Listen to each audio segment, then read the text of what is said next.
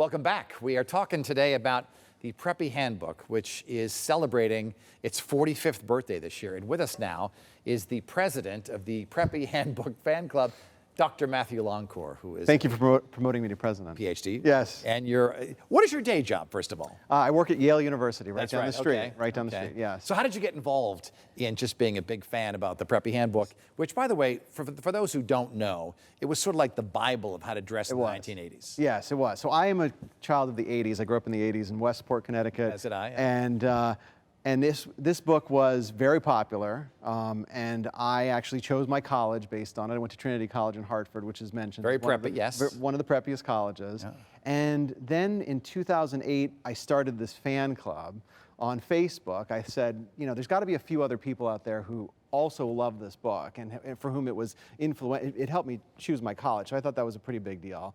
And I said, I'll start a little fan club and see if I can get a few people to have a conversation, and it just became this viral thing with over 20,000 people in it now. The book was a New York Times bestseller back in the day. It was, yes, and it has a lot of Connecticut references. Yeah, one of the four authors. Connecticut's a preppy state. Connecticut's a preppy state. One of the four authors of the book was from the Westport and Fairfield area. And you can see that influence a lot in the book. So I grew up in suburban Boston, and I got this book in high school, and it's now 45 years old. And of course, you learn how to wear the white bucks. Yes, as you very have the nice bucks on as well, and then the plaid pants. And why do you think preppy became so popular, and why is it like still an appropriate style today? I think that it became popular because we do live in an aspirational culture.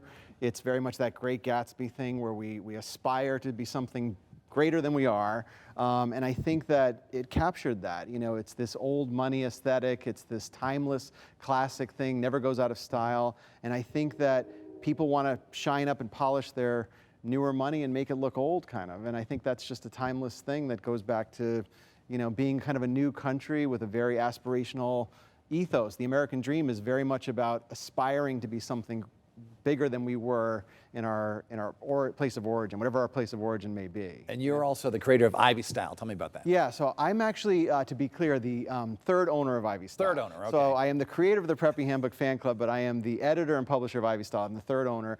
I acquired it a year ago, and that's a blog that is also a repository of extensive articles about Ivy League style, which is a very adjacent thing to Preppy. They're not identical. It's sort of like a Venn diagram.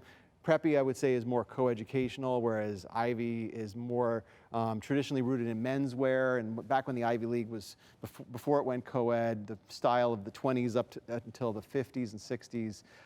But Ivy Style is really about like J. Press, Brooks Brothers, the Andover Shop, brands that are very traditional, very, very traditional. Some of my favorites, which are also preppy, but they're Ivy. Yeah. So. J. Press, of course, in New Haven. Yes. Maurice Toggery also gets a mention. That's still around in Nantucket. Yes. We get your whale pants and your Nantucket Reds. That's where you get your Nantucket Reds. Nothing preppier than Nantucket Reds. Especially when they fade and become nice and pinkish, you know, over time. This book, 45 years old now. Yeah. What is the new style of preppy that people are adding to it in 2025? So preppy's gotten a lot more edgy and a lot more creative. There's a lot more freedom to interpret preppy. The younger generation has their own spin on it, and a lot more freedom to explore different things. But I think that the aspirational part of it is still there. I think that what has happened with preppy is that it's become more inclusive. You know, old preppy is very, very waspy. It has sort of guardrails up in terms of who can get in and who's on the outside.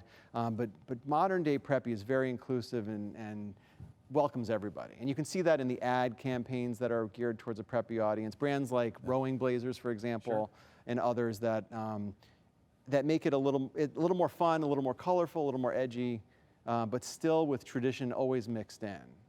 What's the preppiest town in Connecticut in your judgment? The preppiest town in Connecticut, gosh. I know you're from Westport. I would say our neighbor town, well, it's really a hamlet, but Southport, Connecticut. Southport. I think Southport, Connecticut, which is adjacent to what, you know, a neighboring community to Westport. I think that's maybe qualified as the preppiest town. It's beautiful, the harbor, the Pequot Yacht Club.